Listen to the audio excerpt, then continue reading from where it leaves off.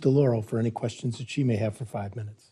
Thank you very much, Mr. Chairman. My apologies for being late, and apologies to you, Mr. Secretary, but lots of hearings happening here. So just a couple of points, and I want to ask my question. It's just a follow-up on this IRS piece. I think it's very interesting that, well, first of all, I totally disagree with you, Mr. Secretary. We have a revenue problem, and that's where the IRS comes in.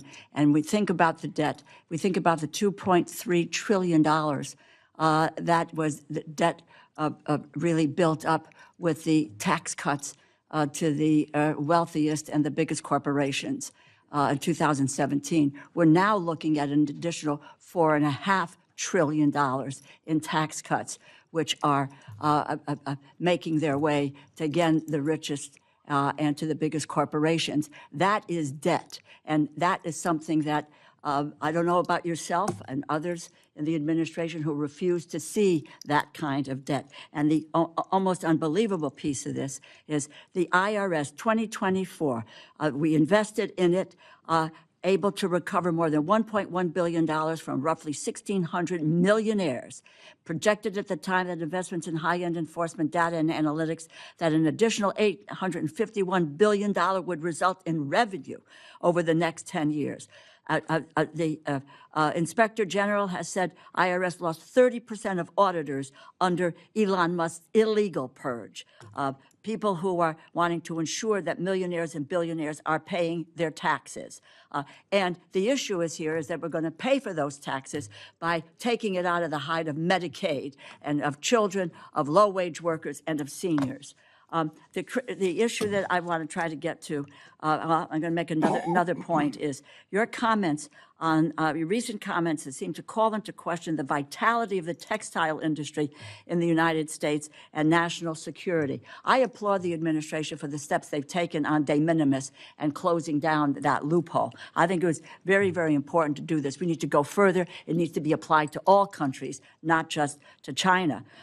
But unbelievable commentary on the U.S. textile industry provides good jobs across this country, particularly in rural areas. The supply chain directly employed 471,000 workers, produced roughly $64 billion in product in 2024. Let me get to my question with only 2 minutes to go here. This is the dealing with standing up for a mechanism in the U.S. to screen our investments in China, to ensure capital, technology, and know-how are not fueling the capabilities of the Chinese Communist Party.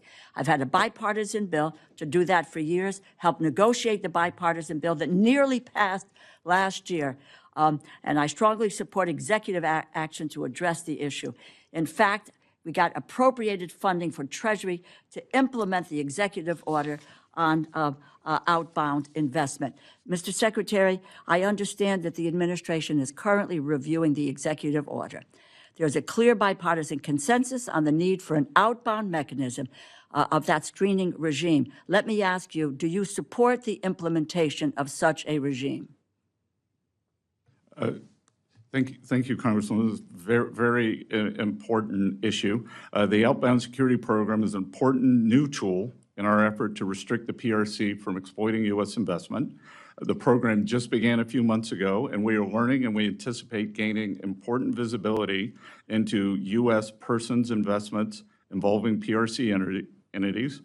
We appreciate the interest from Congress, and while legislation is important and helpful, I would like some time for our process to inform any legislation. We would like any legislation to be both flexible and durable. Well, you know, in your confirmation hearing in January, you noted, and this is a quote, "We should have a very rigorous screening process for U.S. investments in key sectors that could go to China." And in March, you said, "We will make sure that our outbound investment doesn't get used against us. We are going to continue investigating this and where necessary to block it." I heard your answer, and quite frankly, it sounds a little bit wishy-washy. I want to be clear about this. You have expressed support for outbound investment for months now. Has that changed in any way? What's the status of the administration's review of that order? What about the timeline on this, because it's an important issue? And can you commit that your department will enforce this executive order to its fullest extent? This is, I have not changed my position. As I said, we are looking at what is working, what isn't, and how the best enforcement mechanisms. And when a bill comes forward, again, we want it to be fulsome and durable, and a 2025 bill for all the nuance that goes with this.